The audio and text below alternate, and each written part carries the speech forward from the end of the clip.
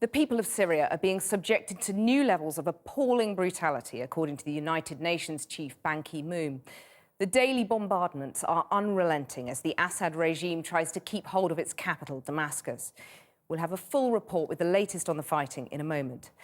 First, though, new efforts to deal with one of the most horrific consequences of that conflict: mass sexual violence against women.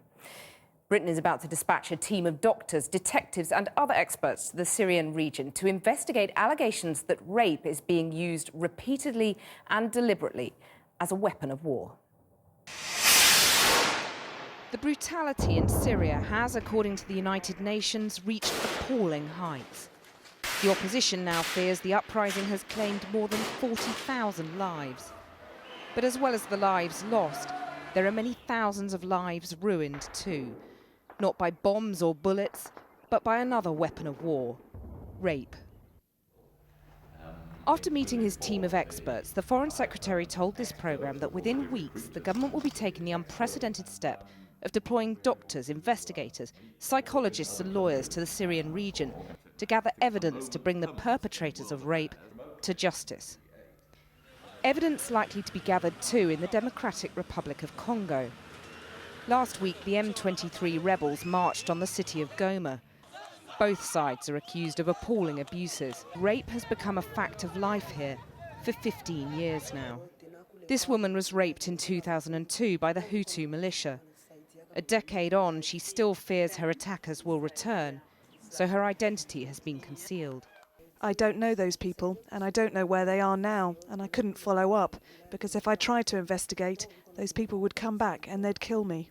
It's thought 12% of women in the Congo have been raped at least once, and the figures elsewhere in the world are just as shocking. Up to 50,000 women were raped during the Bosnian conflict in the 1990s. 64,000 women and girls were sexually assaulted in Sierra Leone between 1992 and 2002. And 400,000 were raped during the 100-day genocide in Rwanda in 1994. Justice for the victims remains elusive, though. Only 30 men have been convicted of rape committed during the Bosnian War. And a sense of outrage about that was what persuaded Angelina Jolie, the actress turned UN envoy, to make a film about the Bosnian rape camps in the land of blood and honey. The Foreign Secretary happened to see it and says today it inspired him to launch a global campaign to tackle war zone rape and forge an alliance with one of Hollywood's biggest stars.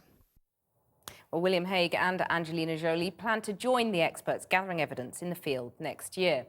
And earlier I went to speak to both the Foreign Secretary and the Hollywood star at Mr Hague's official country residence in Chevening in Kent. I began by asking the Foreign Secretary about the deployment to the Syrian region. Well, one of the things we will be doing is deploying the team that we've now assembled. We've assembled a team of 70 doctors, lawyers, forensic experts, psychologists who can be deployed in the field. In the case of Syria, helping Syrian refugees, they're going to be training local health professionals to gather the medical evidence, to get the forensic evidence and documentation that can be used in prosecutions in the future. So this is a practical example of what we can do, and we'll be having other deployments over the coming year. Well, you've been to many war zones. Do you think it's realistic in a war zone, in a war situation, to deploy a team in this way and actually gather evidence? Absolutely. I think it's. I think it must be done. I think it's. You know, I work a lot with refugees, people who are internally displaced, people who have just fled from conflict. I was in the Syria conflict particularly recently on 4 different borders. And you meet the people the moment they cross, and they immediately want to start talking. They want to know what's happening to their future. They want to participate. They want to put on record what's going on in the country. They want things not to be missed, and they want to know that one day they'll be able to go home and there will be accountability. And so it matters to them emotionally, and it matters to the future of their country in a legal level that they will be able to find some justice and impunity, move forward, and have their basic human rights protected. Talking about where this is happening now, it's really a kind of cruel coincidence of timing, isn't it, that the trouble in the Congo has sort of flared up at just the moment you're really stepping up this campaign. Is there a sense, do you think, that the M23 rebels when they marched on Goma, that the UN really stood by and failed in its duty to protect those civilians, some of whom were being raped. It's a very, very complex situation, and I know in particular I reached out to UNHCR, and we talk often about daily on reports what's happening, and I know that that the team there for UNHCR is extremely frustrated that they can't access the people. They can't get to the internally displaced people because of the violence until there's a ceasefire, they actually can't reach them. That's a particular part of the UN that brings aid relief and is able to be present, and they can't get there. Is that your understanding, that was the practicalities of the issue that meant that the troops weren't there in sufficient numbers? Of course, the area we're talking about, enormous, the numbers of troops very small, the support from neighbouring states not there. So all of these problems are present there, and the leadership has to come from within the region to sort this out, but the pressure to do that, and if necessary, resources to help to do that, have to come from the rest of the world. You've been to many war zones, Darfur, Iraq, Afghanistan. I've missed many, I'm sure.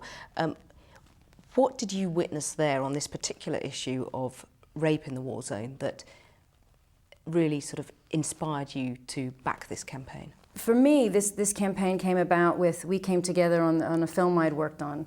The Land of Blood and Honey. The Land of Blood and Honey, which came from these years in the field where I had continued to meet victims of sexual violence who, had just seen no justice and had felt isolated and abused and abuse upon abuse because they'd felt ignored.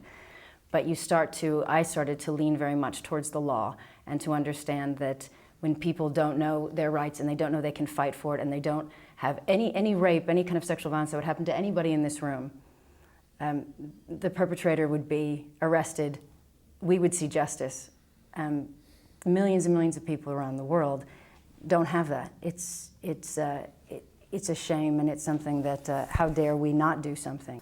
So it was helping to give them a voice and trying to understand myself what more needs to be done to assist them. And this film is one of the inspirations behind the British government's campaign. It's so good, it's so clear, it's so horrifying.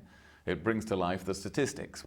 But I think what Angelina achieved with the film was really to bring that to life, so that it's not just something that's out of mind and out of sight. It removes anybody's excuse for not doing anything. There's so much talk. There's a lot of bureaucracy. There's a lot of bureaucracy, and there's a lot of talking. And when we first started to speak about this, and I learned about the initiative, it wasn't about how we can gather together and talk. It was something very practical that had to be done. There will be an absolute, there's people on the ground, there are things being done, there will be results, it will move forward. Some people might be a little bit cynical seeing you sat there next to a major Hollywood star. What do you think Angelina Jolie brings to your campaign?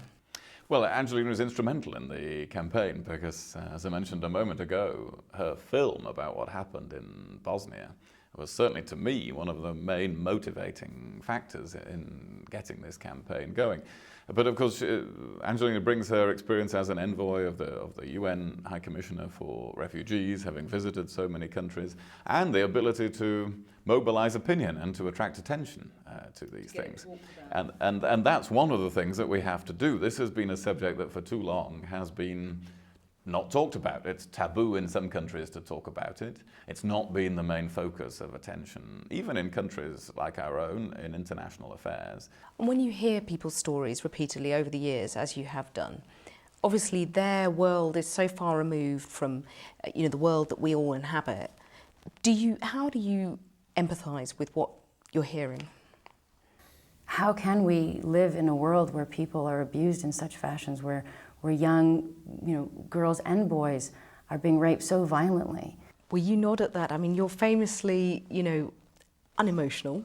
Are you famously unemotional? That's so interesting. Am I famously emotional and you're famously unemotional? Quite a combination. That's why we're a combination. But I mean, even you, I say, okay, you've been moved by what you've heard. This is one of the worst things happening in the world today, and a world that has mounted campaigns against the slave trade, that is on the edge of agreeing an arms trade treaty, is a world which ought to be able to do something about this. So yes, even the unemotional Foreign Secretary feels very, very strongly about this. Do you ever think that what you're doing on a humanitarian basis is so much more sort of time-consuming and more rewarding potentially than what you do in your acting and Oh, of course. Yeah. all the time? Yeah, yeah, of course. Does that ever make you I think you'll give up the wouldn't- acting and focus purely on I think I'm going to have to give up the acting as the kids hit the teenage years anyway, because, you know, too time there's going to be too much to manage at home. But that's no, looming, you then. know, I've enjoyed being an actress, and I'm so grateful for the job, and I've had great experiences, and I've even been able to tell stories and be a part of stories that mattered, and I've also done really just things for fun and you know, hopefully, but you're speaking in the past but tense there, as if from now on. I'll do some films, and I am so fortunate to have the job. You know, it's a really it's a very lucky profession to be a part of, and I enjoy it. But if it went away tomorrow, I'd be very happy to be home with my children, and I would. You know, I wake up in the morning as a mom, and I turn on the news like everybody else, and I see what's happening in the world, and I want to be a part of the world in a positive way.